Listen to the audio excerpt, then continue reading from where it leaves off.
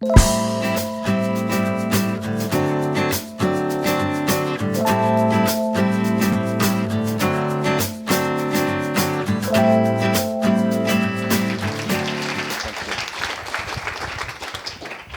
a bit weird. I don't need it.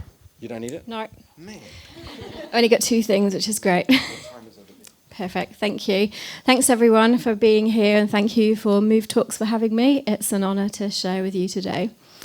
I feel like most of us here became change makers accidentally, and it's because we decided to take a problem that's out there in the world and we owned it. And it was really great following your slide, Shay, that we often think it's someone else's problem.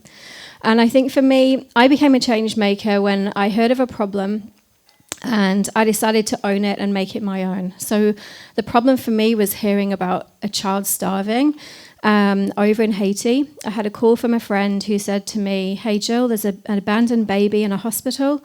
In hospitals in Haiti, they don't get food, they don't get water, they rely on other people to come in and bring it." And she said, "This baby is actually starving." So I decided to make that my problem. And, you know, if in your family situation, if your car breaks down or you have an extra unexpected bill, you just find the money, you just make your budget work. And that's, you know, we're just ordinary people, and that's kind of what we did. I thought, well, there's a child hungry, it's my problem now. So that's what we did. We sent money to feed it for a year. Within 3 days of that first request, my friend messaged me again and said, "Oh my gosh, Gill, there's 6 more. 3 of them orphaned, 3 of them abandoned, just abandoned in the hospital." So I rallied around all my friends and said, help me, let's send some money. We need to feed some people, they're starving. Within 10 days of the first request, Hurricane Matthew hit, and whole communities were left devastated, underwater. They'd lost their jobs, they'd lost their agriculture.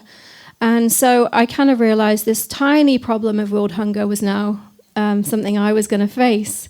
So I started a charity called 1018 International, and that's based on a verse in the Bible in Deuteronomy 10:18, and that talks about taking care of orphans and widows, particularly focusing on food, clothes, and love.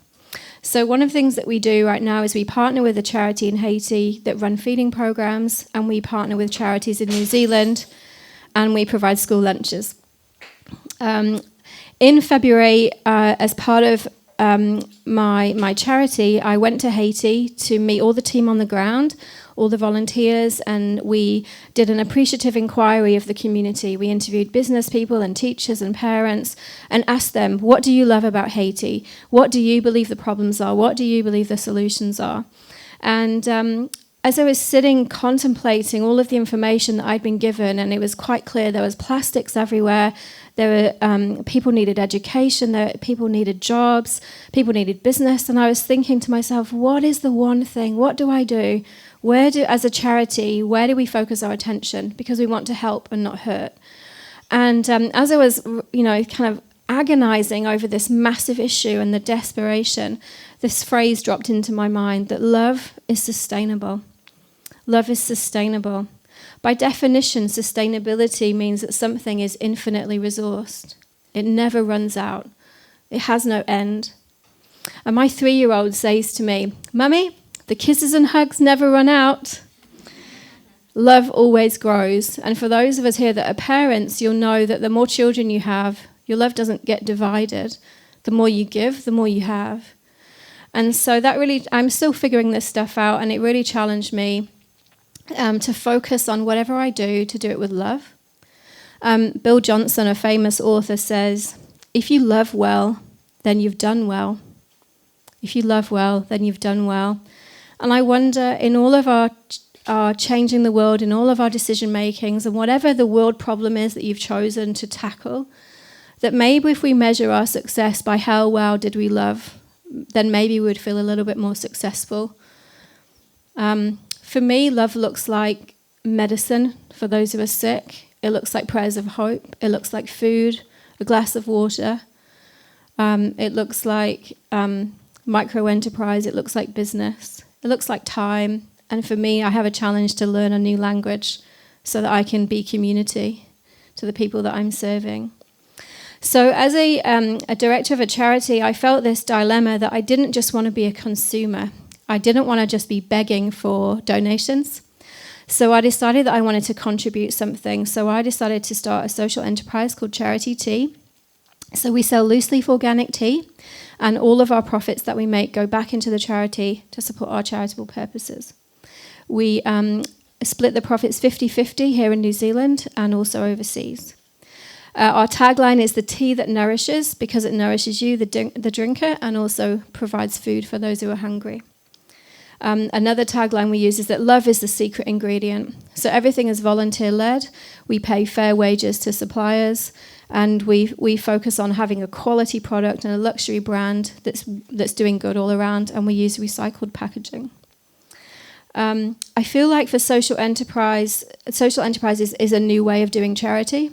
It creates a funding funnel for us, but also it gives us an opportunity to be credible and have a voice, whereas as a business voice, whereas charities don't always get that space. So in conclusion, I just wanted to encourage everybody here that whatever it is that you're doing, whatever problem that's kind of come to you and you've decided, I'm going to make that my problem, I just want to encourage you with the phrase, love is sustainable. So whatever you do, just enter into love, fill yourself with love, and just let love overflow. And what does love look like for you? What does it look like in your situation? Whether you're saving the environment, whether you're looking at plastics, looking at children or animals, what does love look like for you? And also in the Iris Global say, stop for the one. Just stop for the one. We can't take on the whole world all at once, but we can just stop for the one. Love is like oxygen, and we don't know that we need it until we turn the tap off. So love is sustainable, and maybe together we can change the world with love. Thank you. Beautiful, thank you.